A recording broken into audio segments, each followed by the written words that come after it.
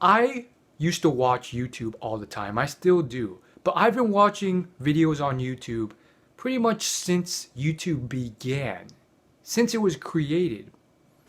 And I still remember to this day when I stumbled across Justin Bieber's first videos. A lot of people forget this, but he started on YouTube. He got found through YouTube. And there's this myth now that like Usher found him, which is partially true, but it wasn't Usher who found Justin Bieber on YouTube. Usher met Justin Bieber after he was already found on YouTube. But that's aside from the point. I remember watching his videos back when he was just this kid who was singing songs on YouTube.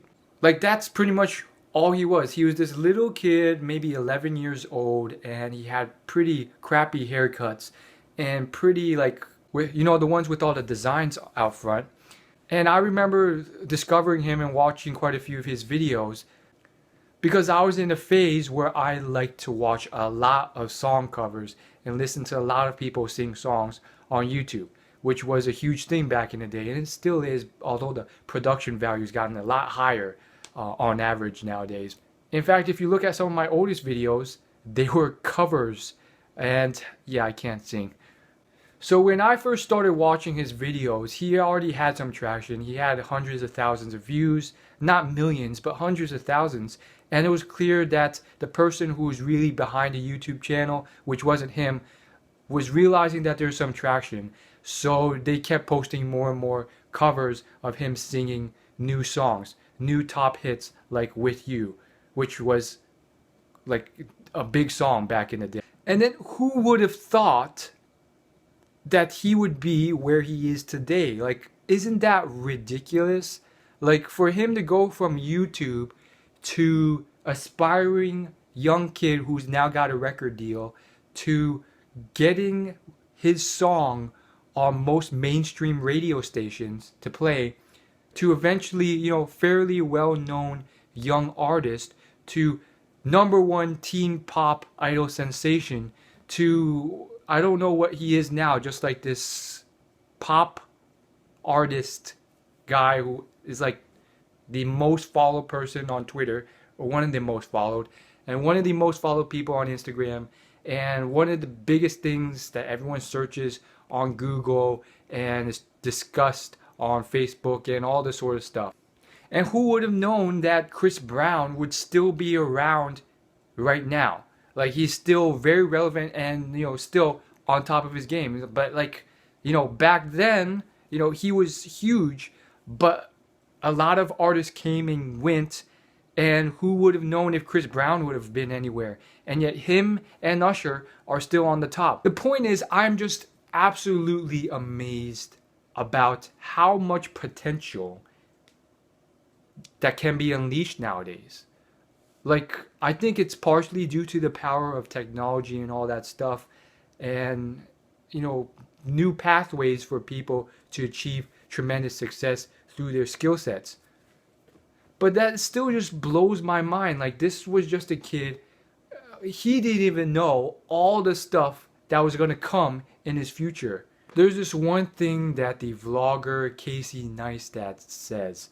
He says that people used to think of YouTube as the staircase to mainstream.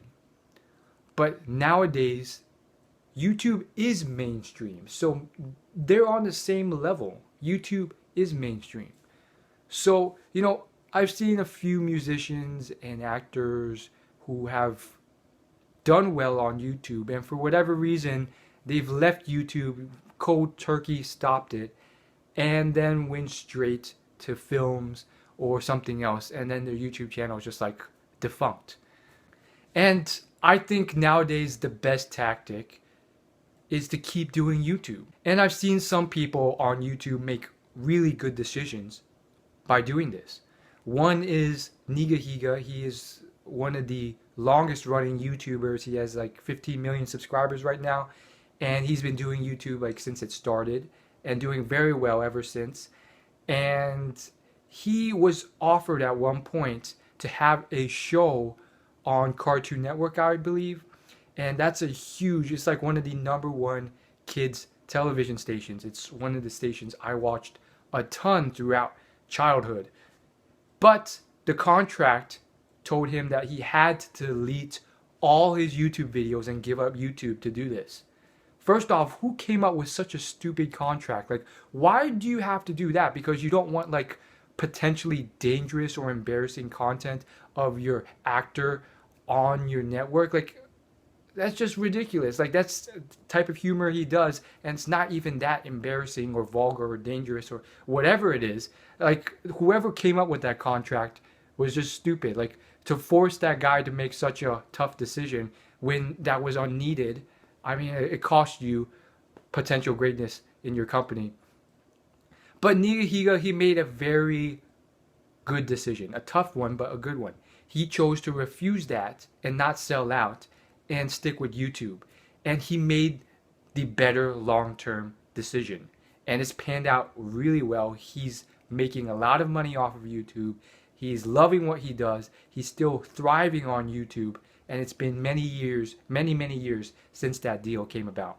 Had he gone with the show, the television show, that may have been it. That could have been like a one-off show that could have been canceled early on. And then he probably either would have had to restart his YouTube channel from scratch, or he may have just given that up completely and gone into like a film pathway, and it just wouldn't have gone nearly as well as where he is now. Then there's Tori Kelly, who's a musician who I know very well because the first time I saw her, she auditioned on American Idol, and I saw the episode when she did. And long story short, she didn't get through like one of the first rounds. And then she started her YouTube channel. And that grew and grew and grew. She did a lot of collabs with other music people on YouTube, which grew and grew. And long story short, she's hustled really hard. And nowadays, she has been making a lot of connections and going to a lot of events in the mainstream. She has her own album out on iTunes. She has like 500,000 followers on Twitter.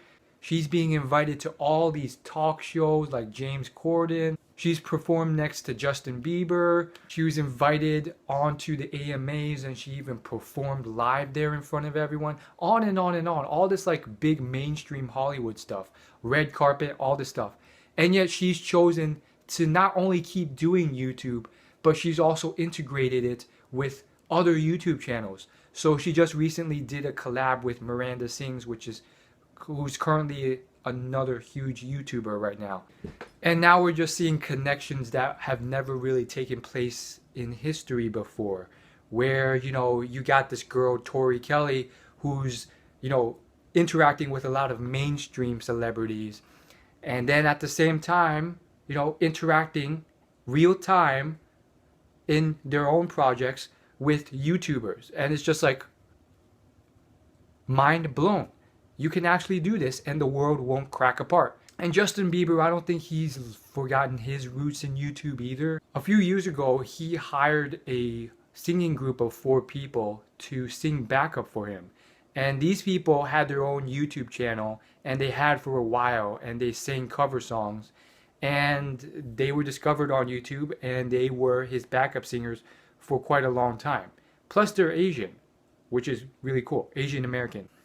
And then just like two just really quick points, like how come no one's ever bothered, like I have never seen this before, but no one's ever bothered to realize or mention that Nigahiga, the guy by the name of Ryan Higa, who's like the #1 Asian American YouTuber, how come no one's bothered to mention the fact that this guy's username, Nigahiga, has the N-word in it?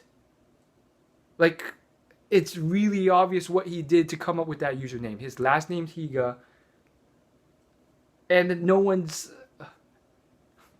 And then the second thing we have to talk about, because it's a new YouTube phenomenon, you see it all the time on YouTube nowadays, is that a lot of these big name YouTubers are just, collabing left and right. Every week, every 2 weeks, every 2 hours, they are collabing. And by collabing, I mean they're doing a collaboration video with yet another big YouTube channel. And obviously, you know, it's pretty obvious what they're doing. They're trying to grow their followings, the number of subscribers, by doing collaboration videos on each other's channels very, very frequently with people who have, you know, similar content. At this point, you know, some of them are just like spamming it. And as far as, you know, related content, it's almost to a point where it's like it's not even.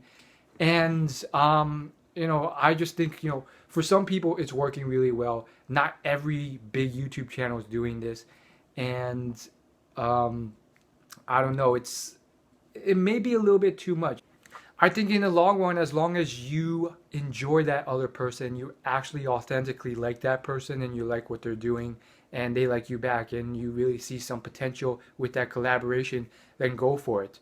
And then, like, you know, either way, in the long run, it'll iron things out, because if you hate that person and they hate you and you do collab, and even if it doesn't show through to the audience that you hate each other and the video is successful, like, I mean, I guess it could work, but in the long run, it's just going to eat you up inside if you keep having to do collabs with people you hate.